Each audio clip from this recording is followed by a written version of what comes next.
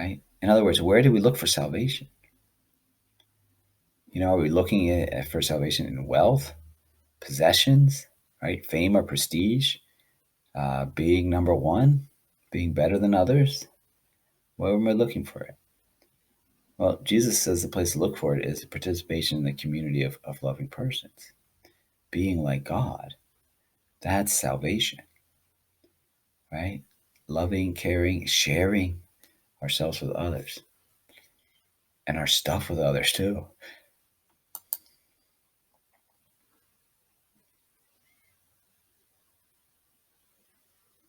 This next section sounds a little harsh, but we'll go into the language. You understand it's not really intended in that way.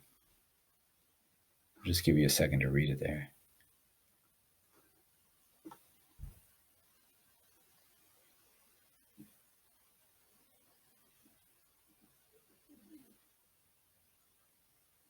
Okay, so the first part says, if anyone comes to me without hating his father and mother, wife and children, brothers and sisters, and even his own life, he cannot be my disciple. Whoever does not carry his own cross and come after me cannot be my disciple. Right?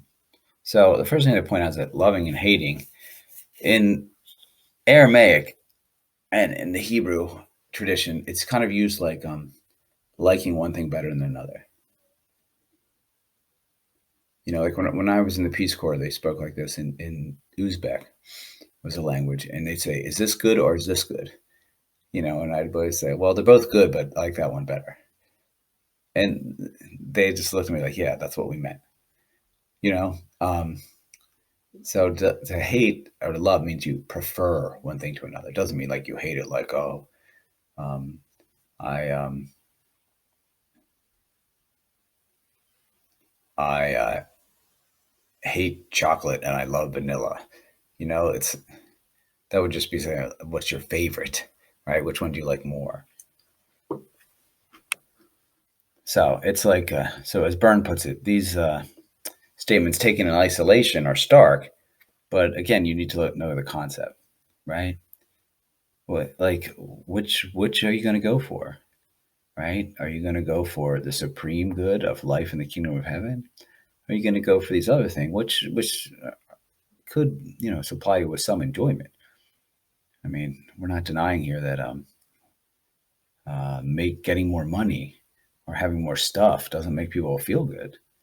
It just doesn't last, right? I don't know if any psychology majors out there, but if you know about the hedonic treadmill, it's simply when you get more, you get a feeling that, oh, that feels good. And, oh, yeah, I'm so successful. But then soon you need more and more. You need that, trying to get that feeling again. It doesn't last.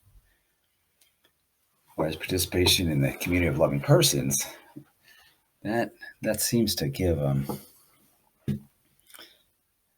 much more fulfillment. It gives people a greater sense of joy and happiness. And this is from the field of psychology. We'll tell you this now. All right, I'm not just saying, oh, that's what it says in the Bible. Right, you got to check it out for yourself, and maybe look into some of those scientific studies from the field of positive psychology. So again, that's the question. Where do we look for salvation? Social prestige or connections, right?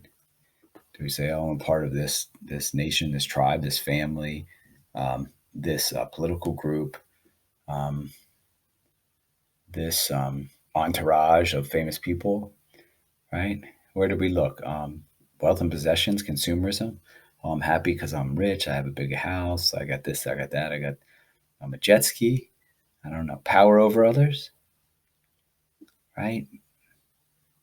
Well, we all have to give up these attachments that keep us from being loving and generous to God. I'm sorry, loving and generous to all, the way God is loving and generous to all. That's we all got to pick up our cross.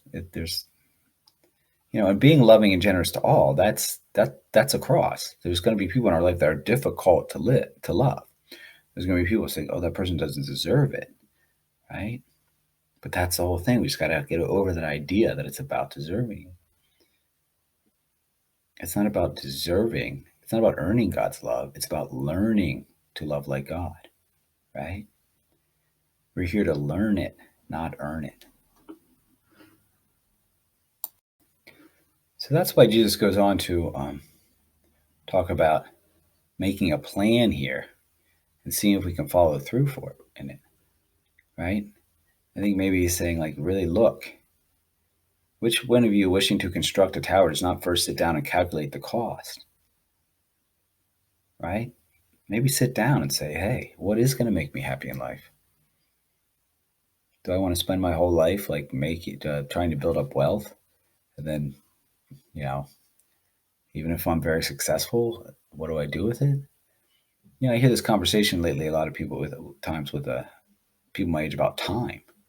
It's like, okay, you go out and some people really started working hard when they were young, and they made all this. They said, "Oh, I'll enjoy my life when I retire." Well, some, we can see. I can see with my own parents' generation, some of them just aren't ever even getting there.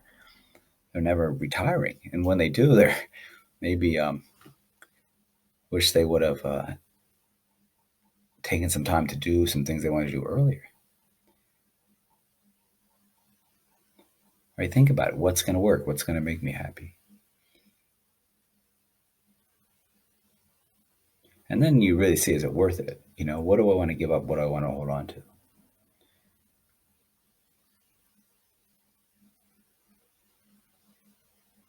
What's going to be worth it?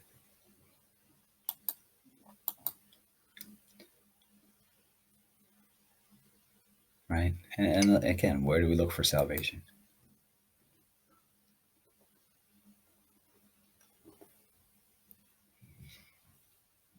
What is actually going to bring us the fulfillment and happiness in life? Well, Jesus seems to say, loving others without worrying whether they deserve it or not. Right? And our modern language, our modern science of psychology is starting to show us the same thing.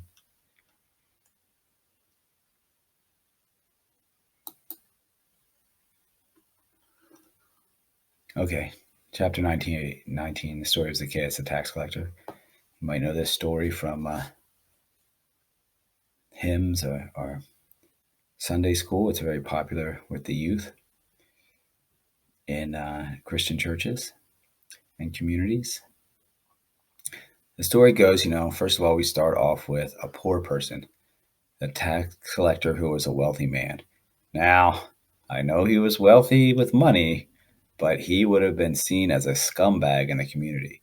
So he is definitely an outsider, right? Poor in status in the Jewish community because he's taking money from the Jews and giving it to the Romans. And the fact that he's also wealthy might mean that he is maybe taking more than he needed to. Byrne debates that a little. We're not going to go into that, though. So he was seeking to see who Jesus was. Now, again, look at him. He's open to the experience of Jesus. He's not one of these Pharisees who wants to tell, what Jesus is. He was seeking to see. So he wants to know. So if you know the story, he was a short guy, and he climbed up a tree. And when Jesus saw him climbing the tree, right, which, again, would have been something like a little kid did. So he was like not trying to make himself look good. He wasn't a proud man, apparently. Right? He wanted to actually see Jesus, and he's going to go up in the tree and look. This is maybe one of the reasons that Byrne starts to question whether he was actually a generous man to begin with. But regardless, Jesus gives him the generosity of God here and says, Zacchaeus, come down quickly, for today I must stay at your house. Now, again, that, of course, is scandalous, right? To them, they began to grumble and saying, he has gone to stay at the house of a sinner. So there's the theys, the scribes and the Pharisee types, who are going to use the law of Moses, right? Use their religion to judge and hate people. Meanwhile, this guy, Zacchaeus, the one they're judging and hating, in the classic Lucan triangle style, he's the one who's responding to the generosity of God. And what else? How's he responding to it? He's open to it. He accepts it for himself. He came down quickly and received Jesus with joy. But he's also then going to do what? Become generous himself. And he gives away half his possessions to the poor. Right? And if I have extorted anything from anyone, if I took anything more than I was supposed to, which again, a lot of people think is probably what he did since he's a rich tax collector, I shall pay it back 4 times. Right? And there's some question about the tenses of all this that Byrne talks about a little. But for our intents and purposes, what do we see here? The classic triangle, Lucan triangle. And then does Jesus say today, right? Salvation is present here today. Today, salvation has come to the house because this man, too, is a descendant of Abraham. For the Son of Man has come to seek and save what was lost. And then you really see how the reversal of fortune is not that far out, right? To seek and to find, right? To save what was lost. You see firefighters go into a fire. They don't stop and check out the people who are safe away from the fire, right? No, they're going to go into the fire and get the people who are in trouble.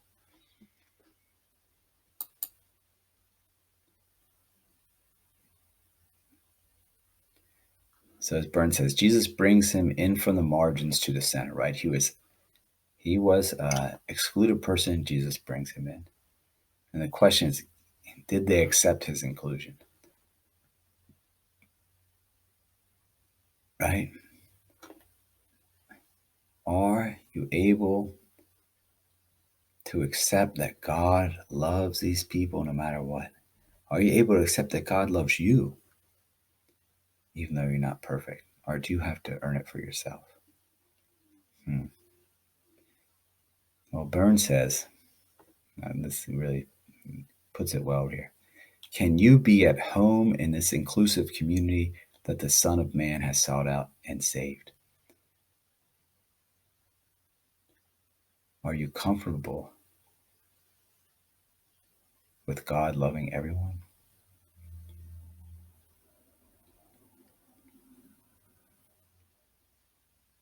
Can you love like God loves? So step 1 is being open to God's love for you, experiencing the way that he loves you, right? And then we see that response in Luke's gospel, that those who are open and accepting to God's love of them, not because they deserve it, but because they can accept the nature of God, are then moved to become like God themselves.